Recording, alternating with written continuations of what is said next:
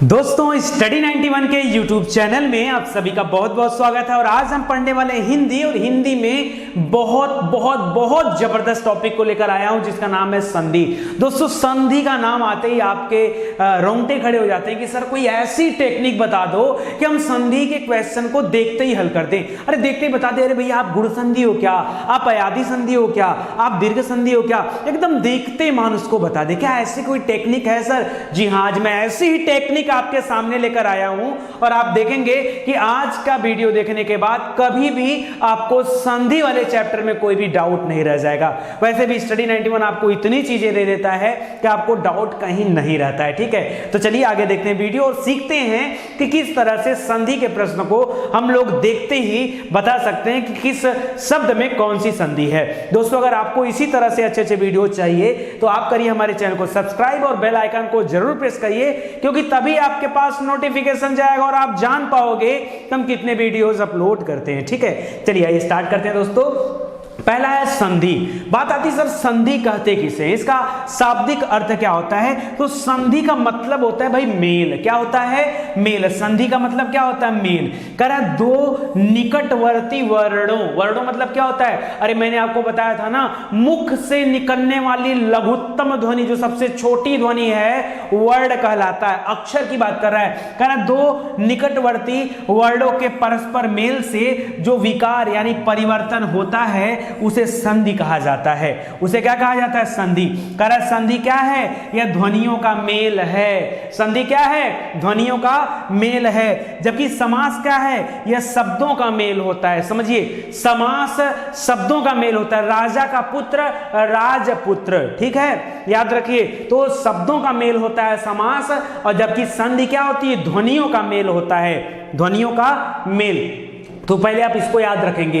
अगला है कि संधि कितने तरह के होते हैं। बड़ा टिपिकल है, तीन तरह के होते हैं दोस्तों। स्वर संधि है, व्यंजन संधि है और विसर्ग संधि है। कौन कौन सी संधि? तीन तरह के होते हैं और तीनों का 3 लेक्चर होगा आपका। ठीक है, पहला होगा स्वर संधि। आज हम लोग डिटेल में पढ़ने वाले हैं स्वर संधि के बारे में। अगले दिन मैं आपको पढ़ाऊंगा व्यंजन संधि के बारे में, और फिर उसके बाद हम लोग पढ़ेंगे विसर्ग संधि के बारे में। ठीक है, जो भी चैप्टर आपको पढ़ाया जाएगा उससे संबंधित MCQ ठीक उसके अगले दिन आपको दिए जाते हैं, ताकि आप ये देख पाओ कि परीक्षा में किस तरह के प्रश्न पूछे जाते हैं। जो चीजें आपको पढ़ाई गई हैं वो चीजों से संबंधित आप प्रश्न कर लेते हो या नहीं कर पाते हो। तो 3 तरह की संधियां होती हैं, जिसमें से पहला है स्वर संधि। ठीक है, हाँ ये जरूर है कि अगर स्वर संधि को आपको डिटेल से पढ़ना हो तो आपको उसके भी प्रकारों के बारे में जानना पड़ेगा।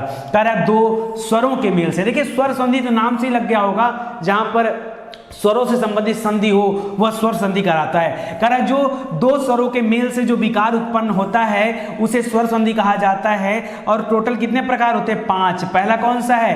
पहला है दीर्घ संधि, दूसरा है गुण संधि, तीसरा है वृद्धि संधि, चौथा है यण संधि और 5वां है अयादी संधि। दोस्तों हम लोग पढ़ेंगे और हमारे पढ़ने का सीक्वेंस में दीर्घ संधि सबसे लास्ट में पढ़ेंगे। ठीक है, पहले मैं गुण पढ़ाऊंगा, फिर वृद्धि पढ़ाऊंगा, ठीक है, उसके बाद यण पढ़ाऊंगा, फिर अयादी पढ़ाऊंगा और तब जाकर के दीर्घ पढ़ाऊंगा, अभी और इसी वक्त। ठीक है, चलिए देखते हैं और एक एक संधि के बारे में और डिटेल से पढ़ते हैं। दोस्तों हमारे पढ़ने का 2 तरीका होगा। देखिए पहला तो तरीका होगा कि एक ऐसा तरीका कि हम शब्दों को देखते ही बता दें कि कौन सी संधि है, यह तरीका।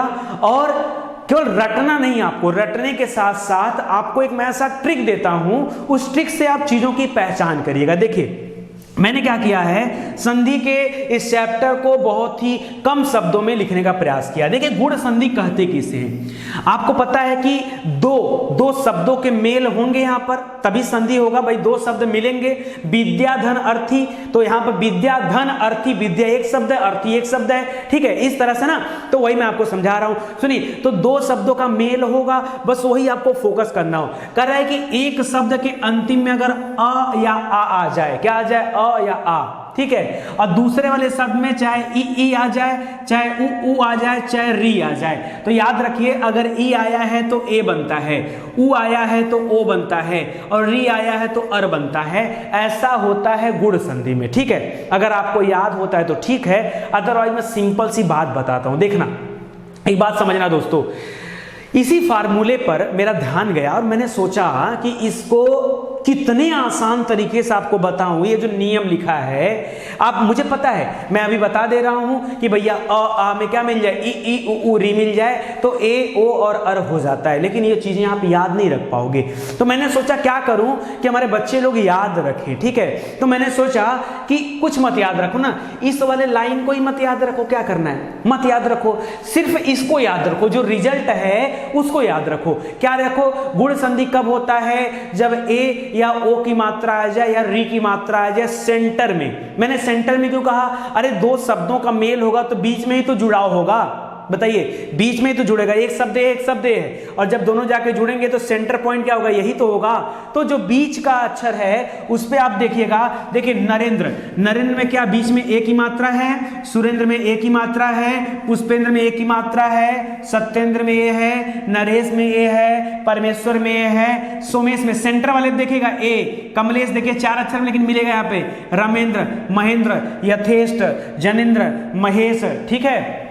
फिर देखिए उमेश, राकेश, समझ रहे हैं, जहां पर बीच में ए मात्रा दिख जाए या ओ मात्रा दिख जाए, देखिए ए वाला दिख गया, अब ओ देखिएगा, ओ कैसे दिखेगा, देखिए वीरोचित ओ मात्रा लगा हुआ है, परोपकार ओ मात्रा लगा हुआ है, हितोपदेश ओ मात्रा लगा है, सूर्योर्जा, ठीक है। अब यहां पर देखिए री लगा हुआ है, ठीक है, ये भी देखिए, ठीक है। जलोर्मी यहां पर ओ लगा हुआ है, महोदय ओ लगा हुआ है, महोत्सव में ओ लगा है, देवर्षि में लास्ट में देखना है री लगेगा, लास्ट में री आएगा, ठीक है। सप्तर्षि में लास्ट में री आएगा, राजर्षि में लास्ट में री आएगा, ठीक है। महर्षि में री आएगा, ब्रह्मर्षि में री आएगा। समझ में आ रहा है, मैं आपको ये समझाना चाह रहा हूं कि किसी शब्द के बीच में अगर ए की मात्रा आ जाए या ओ की मात्रा आ जाए, जैसे कि परोपकार, ठीक है, तो आप सेंस करिएगा बस वहां गुण संधि होगा, या लास्ट में री आ जाए तो क्या होगा, गुण संधि होगा। कल जब मैं एमसीक्यू कराऊंगा ना, विश्वास दिलाता हूं देखते ही उत्तर टच करोगे, देखते ही उत्तर टच करोगे, विश्वास करो। आजकल हमारा साथ दो आप, ठीक है। तो पहला आपको समझ में आ गया, आप फोकस करिएगा इस वाले पॉइंट पे, ए ओ अर मतलब वही री की मात्रा आ जाएगी, ठीक है। महर, महर्षि, देवर्षि, ब्रह्मर्षि, समझ में आ रहा है, समझिएगा। सप्तर्षि, अर आ रहा है ना, सप्तर्षि, समझिए अर आ जाएगा, बोलने में आएगा।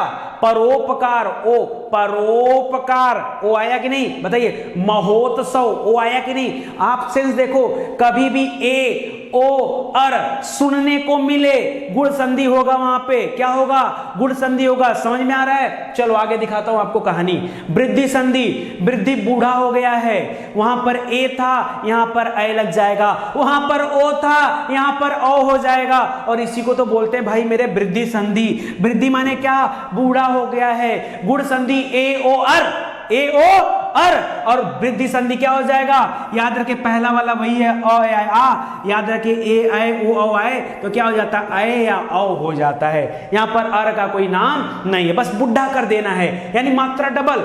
अगर कभी भी अगर किसी शब्द के ऊपर डबल मात्रा आपको दिखे, कौन सी संधि है, वृद्धि संधि है, कौन सी, वृद्धि। देखिए डबल मात्रा, डबल मात्रा, डबल मात्रा, डबल मात्रा, डबल मात्रा, डबल मात्रा, डबल औ लगा है, देखिए औ, ठीक है, औ लगा है यहां पर, ठीक है। दंतोष्ठ औ लगा है, वनौषधि औ लगा है, रमेश से अय लगा है, अय लगा है, औ लगा है। समझिए बात को, जहां पे भी अय की मात्रा या औ की मात्रा आ जाए, उत्तर क्या है, वृद्धि संधि है।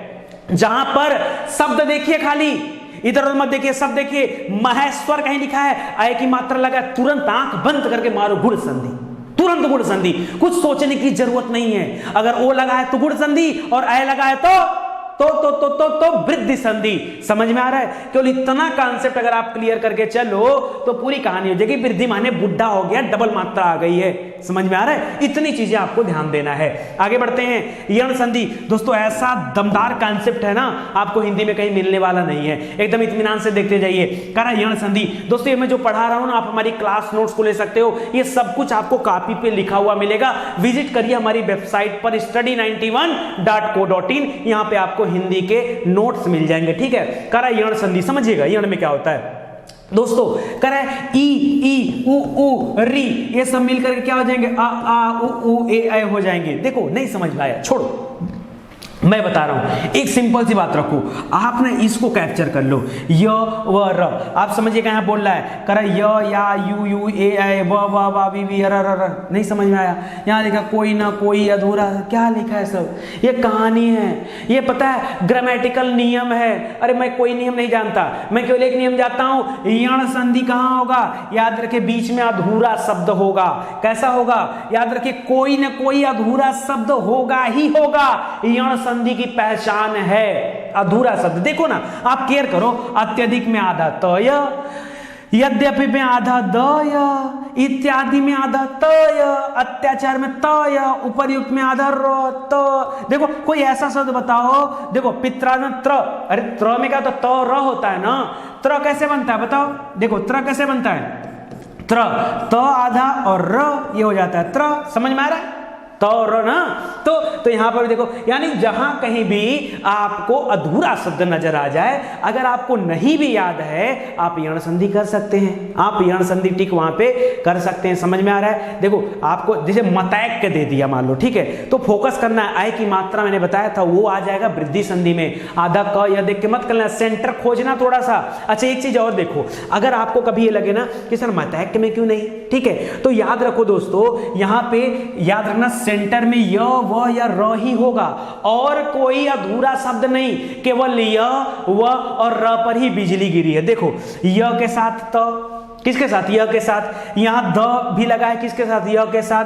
त भी लगा है य के साथ, य के साथ, य के साथ र लगा है, य के साथ। ठीक है, देखो समझो बात को, यहां भी य के साथ, यहां भी य के साथ, य के साथ। स्वागत देखो व के साथ, अन्वय व के साथ, स्वच्छ में व के साथ, नदेश्वर में व के साथ। याद आ रहा है? समझ में आ रहा है? या तो फिर र के साथ, यानी तो जो लगा है र के साथ लगा है। समझ में आ रहा है? तो याद रखना, ये अधूरा शब्द का कॉन्सेप्ट किसके साथ? य व या र के साथ, य व या र के साथ लगा होगा। उत्तर क्या हो जाएगा? यण संधि। आंख बंद करो, रिवाइज करो। मैंने आपको क्या बताया? मैंने कहा कहीं ए दिख जाए, मात्रा ए या ओ दिख जाए, ए या ओ, यानी ऊपर सिंगल मात्रा दिख जाए या अर दिख जाए, देवर्षि, ब्रह्मर्षि, महर्षि, सप्तर्षि, उत्तर क्या होगा? गुण संधि। अगर ऊपर मात्रा डबल दिख जाए, आंख बंद करके उत्तर मानना, वृद्धि संधि सही होगा, सही होगा उत्तर, एकदम टेंशन मत लेना।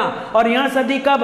जब बीच में क्या हुआ? अधूरा शब्द आ जाए, य व र के साथ, य व र, य व र के साथ, य व र के साथ अधूरा शब्द आ जाए, यण संधि होगा। वहां पे क्या होगा? यण संधि होगा। समझ में आ रहा है? आएगा नहीं आएगा तो जाएगा कहां, दौड़ा के पकड़ लेंगे। अयादि संधि देखो, अयादि संधि बहुत टिपिकल लोगों को लगता है, कुछ टिपिकल नहीं, एकदम सिंपल साधारण व्यक्ति। अयादि संधि, अयादि जैसे होता है ना, अयादि संधि मतलब क्या? भगवान को याद कर रहे हो। अयादि संधि एकदम सिंपल लिखा होगा, कोई यात्रा मात्रा नहीं, ठीक है। नयन सैन, नयन पायक, गायक गायन, गायिका नायिका, नायिका पौन भौन, ठीक है, ऐसे लिखा होगा। अच्छा पहचानते कैसे है? याद रखिए ए ऐ और ओ मिल करके किसके साथ मिलते हैं? अ ई उ ई के साथ मिलते हैं। बनता क्या है ये देखो, छोड़ो, अय बनता है, अव बनता है, अवि बनता है, और इसी अय से आय भी बन सकता है और आई बन सकता है, अव से आओ बन सकता है, अवि बन सकता है, आ भी बन सकता है, आवू बन सकता है। अरे तो काहे टेंशन ले रहे हो? केवल तीन ही शब्द पकड़ो ना, अय पकड़ो, अव पकड़ो और अवि पकड़ो, ठीक है, बस ये तीन पकड़ो। ये जहां कहीं भी दिख जाए बीच में, उत्तर होगा यादि संधि।